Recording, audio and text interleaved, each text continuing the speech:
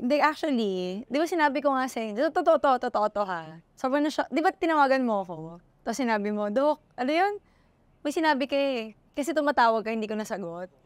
Tapos sabi mo, nag-aaway na yung mga mag-aaway. Sabi ko, anong comment section sa TikTok yun? Grabe. Actually, nagulat ako na, grabe na yung palang galit sa mga derms. Sobrang daming galit na siya.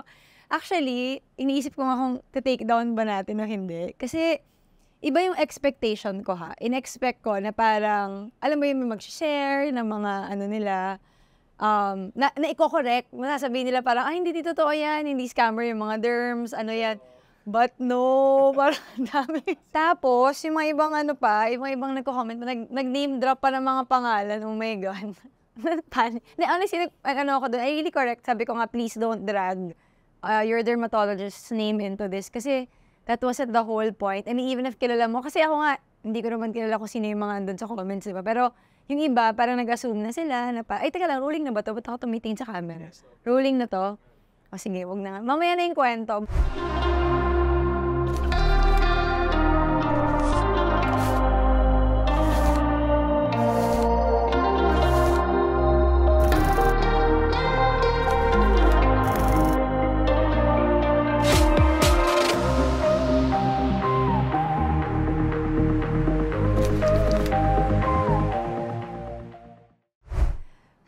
Anyway, guys, so I am making this video to answer even more questions na na-bring up nung video na supposedly sinasagot ko yung mga tanong. I'm not being defensive about it, pero sa totoo lang, sobrang na-shock talaga ako na ang dami palang bad experiences with derms. And as much as I don't want to sound defensive about it, I wanted to explain, to give you an idea, more or less, kung bakit may mga ganun tayong experience. Isa pa, nagulat ako na meron palang mga tao na hindi nila alam na yung mga dermatologists ay doktor.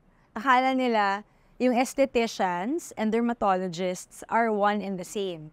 So in this video, simulan ko muna to by explaining kung ano ba talaga, what it means to be a board-certified dermatologist. So ako, I'm a board-certified dermatologist, and yung kwento ko is, when I was in college, my bachelor's degree course was MIS. Actually, hindi siya related to medicine, but eventually, when I graduated, parang naisip ko, hindi ko gusto yung IT, yung mga ganyan, management programming. So I took additional science courses, and then, doon ako nag-take ng NMAT, which is the exam that you take when you want to go into med school.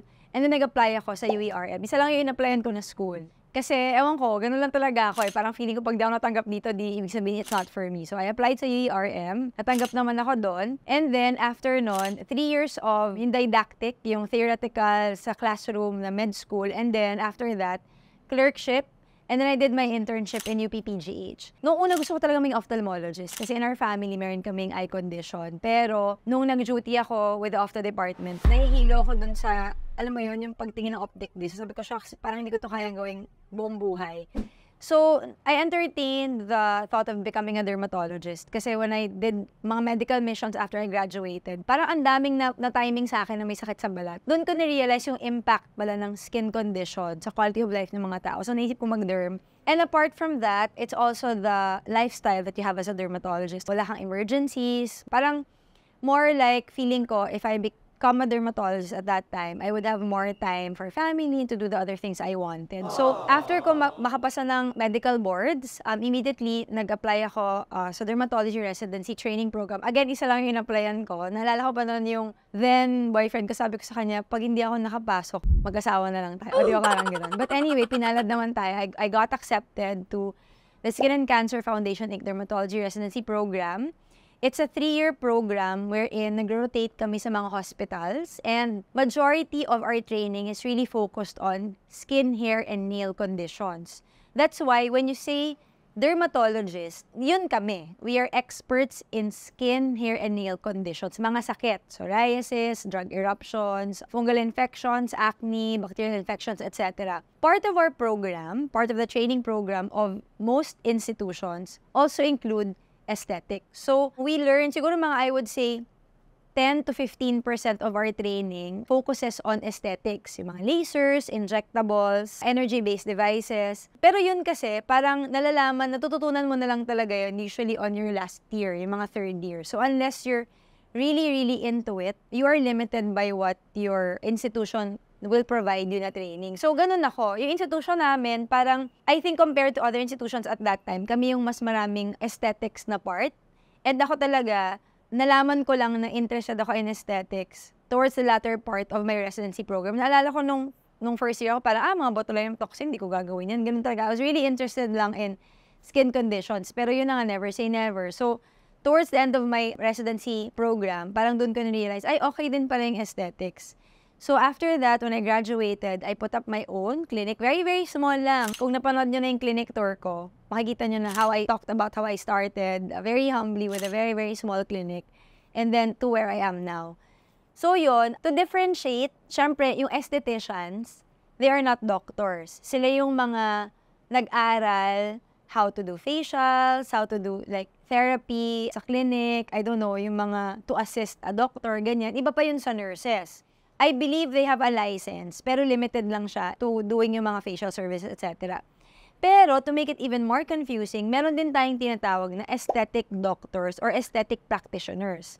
So, ito yung mga nag-graduate sila ng medicine, nakapasa sila ng medical boards, pero they chose to specialize in purely aesthetics. Meaning, hindi sila gumagamot ng mga sakit ng hair, skin, and nails. Ang ginagawa lang nila more skin rejuvenation, beautification, lasers, even injectables. But they also undergo trainings, but hindi siya yung parang taon.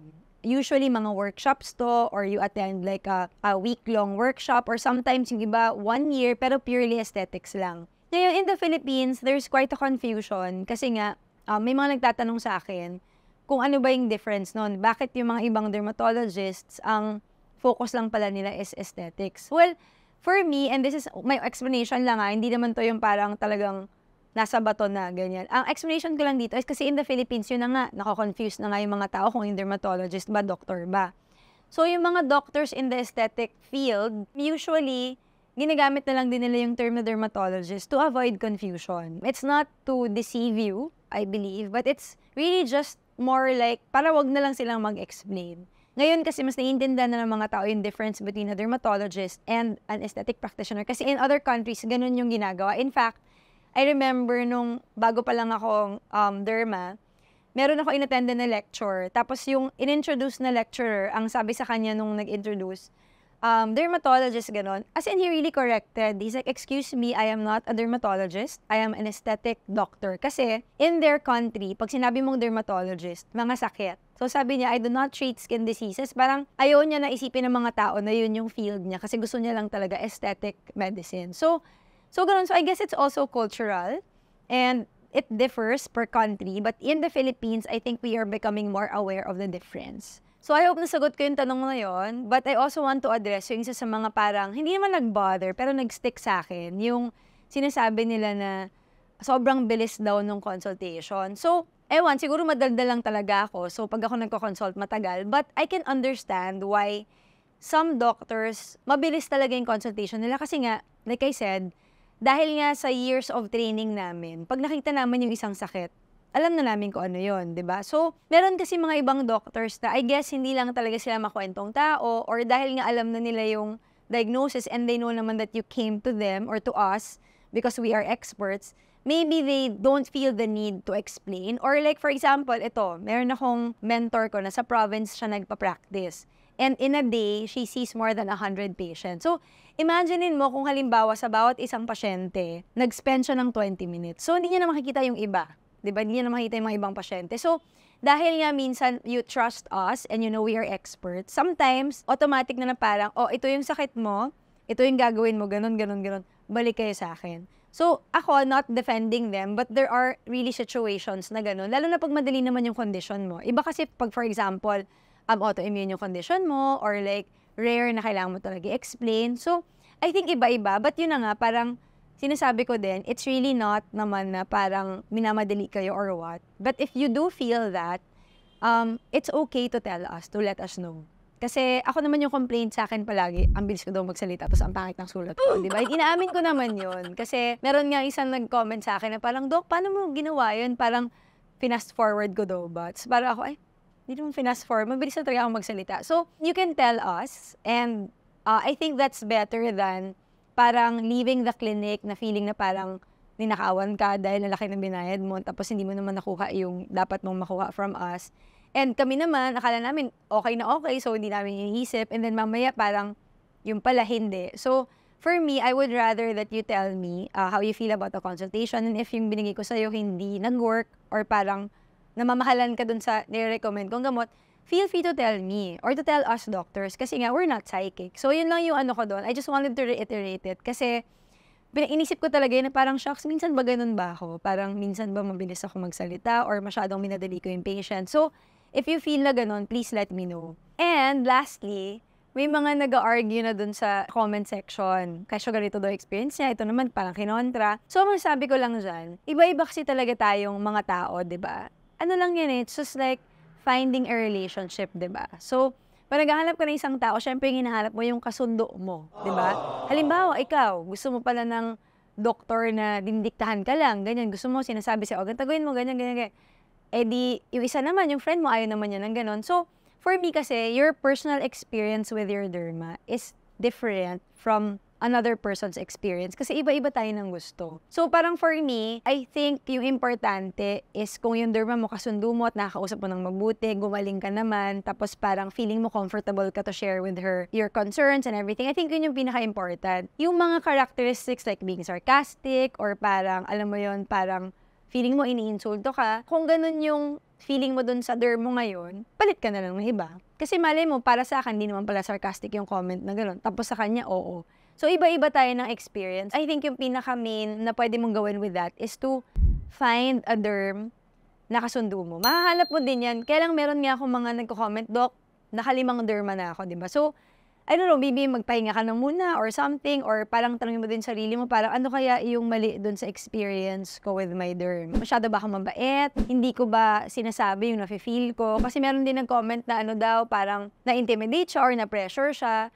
Feeling ko, you should find a derm na hindi ganun yung mafe-feel mo. Kasi hindi talaga magiging effective yung treatment kung hindi ka makapag-open up sa derm mo. Marami naman dyan. Marami naman okay na derms na malapit sa tirahan mo. Kasi convenience is also a factor eh. Siyempre, kung hindi ka makabalik for follow-up, hindi rin maging effective yung treatment plan for you. So, for me, location, rapport, and your budget is also very important. It's one of the things I discuss with my patients. Kasi, pag meron akong prescribe na gamot, tapos hindi mo naman mabibili or hindi mo magagamit, hindi rin siya effective and it will reflect on I guess both of us. So, yun lang. And I would also like to take this opportunity to, kasi may mga nagtatanong din na mga gusto maging derms. Paano ba maging effective dermatologist, di ba? Well, wala po tayong guideline or bless you. Doon naman sa mga nanonood and nagtanong, how do you become an effective dermatologist? Well, yun na nga, wala kasing manual on how to become an effective dermatologist. And I would say na kinapa ko din talaga siya nung una. Siyempre, it helps to have mentors who can guide you. Pero, simulan natin muna sa number one reason kung bakit tayo naging dermatologist. Siyempre, yung ano natin is yung mga pasyente. Sabi ko nga, wala namang doktor na gustong hindi gumagaling yung pasyente. Kasi meron ako nabasang comment na ano daw sinasadya daw na hindi gumaling yung pasyente para balik daw ng balik. Actually, sobrang hindi totoo yun. Kung meron man ganun, hindi talaga siya doktor. Kasi kami, lahat ng gusto namin, lahat kami gusto namin gumaling kayo. Kasi 'di ba, parang hindi naman fulfilling yun for a doctor kung hindi gumagaling yung pasyente. And in fact, if for example, meron talagang complex case na hindi ko ma-diagnose, for example, or hindi ko mapagaling, or iba yung parang feeling ko iba, nire-refer ko dun sa tingin ko, mas nakakaalam. So, I'm sorry if you've had that experience, but yun talaga yung number one. So, I think for me, pinaka-importante is good patient care. Explaining to your patient kung ano yung meron siya, kung ba't siya nagkaroon ng ganon, at kung ano yung magagawa niya to address it. Sometimes, I know, like in-explain ko kanina, minsan nagkukulang tayo dito, especially kung for us, madaling-madali lang yung case and feeling natin kailangan mag-explain. So, maybe we can improve on that. Maybe have a more, I guess, open communication with our patients, especially nowadays. Kasi a lot of patients, before they go to your clinics, they have an idea na of what they have. Because nga of the information available out there, di ba? Parang minsan, nagbasa na yan. Tapos, tinatry lang nilang i-check kung tama ba yung pagkaintindi nila with what they have, or galing na sila sa ibang derm, at hindi sila masyadong satisfied sa explanation and gusto nila ng second opinion. So, for me, take time, I guess, in explaining to your patients what they have. So, number one is patient care. And I know naman that all of the doctors, I'm speaking to non-doctors na gustong mag-doktor. Kasi, syempre kung doktor ka, alam mo na itong mga sinasabi ko. Number two is, well, in my experience kasi, staff is very important. In fact, dun sa mga nakakilala sa akin and alam mo yung nangyayari sa clinic, I've had like some challenging trials, o di ba challenging na trials pa, with my staff. And isa to sa mga pinakamahirap for me kasi trust is very important. With dermatology kasi, hindi ko ma-explain, pero yung mga doktor kasi very hands-off kasi kami and we really trust our staff. Alam mo yun, minsan parang iiwan mo lang yung staff mo to take care of everything and we don't really check, diba? So, parang for me, looking for staff is one of the more challenging aspects of my job. Hopefully, itong next set or next batch ng staff na nakuha ko for my clinic, we will be able to work more harmoniously together to make the clinic a better place. O, diba? Masyado nang naging madrama. But, yun, staff talaga. Staff hiring is very, very important. And ako kasi, turo sa akin ng dad ko, parang ano yun paano ba sabihin yun? Yung parang hilahan pataas. Diba? Hindi pwedeng ikaw lang at yung clinic mo yung maasenso. Kailangan lahat kayo para may stake din yung staff mo and may malasakit sila sa business because they know that if the business is flourishing, the clinic is flourishing, damay sila. And always treat your staff fairly. And yun nga, parang ako kasi diba, motto ko in life, treat everyone the same. And then lastly, and ito, isa pa to sa mga pinakamahirap na hindi ko din siya na-realize when I decided to be a dermatologist outside the hospital is the business side of things. So, in my med school, hindi naman siya tinuro. So, parang ang alam ko lang dati is bibili ka ng stock sa hospital, tapos mag-clinic ka na doon. But then, as a dermatologist, I decided to put up my own clinic outside. So, challenging sa akin yung business permit application, finding a location, alam mo yun, parang designing and renovating your clinic, alam mo yung fixing it up, tapos, ang dami mong applyan, DTI, or kung corp ka man, SEC, tapos, di ba yung mga BIR, actually, to be honest, until now, I'm still struggling. Kasi, hindi naman kami business people talaga, kami mga doktor. We're very straightforward. Alam mo yon, parang, yun na yun. Parang, kung ano yung pinag-usapan natin, gano'n na yun. But I had to relearn, and I'm still learning. With my team nga, ito may mga tinuturo nga sila sa akin ng mga terms na sabi ko, ano yan? Yung mga business acumen. O kailangan daw in a business, meron kang sales, marketing, admin, that you have to delegate. Kasi that was also a challenge for me. Kasi nahihirapan talaga ako mag-delegate. Like, gusto ko, ako gumagawa lahat. Purchasing, alam mo yun lahat. Wala nga akong marketing Ngayon lang ako nagkaroon ng marketing. Actually, last year lang kami nag-start mag-work on the marketing. Sa sales, hindi din naman ako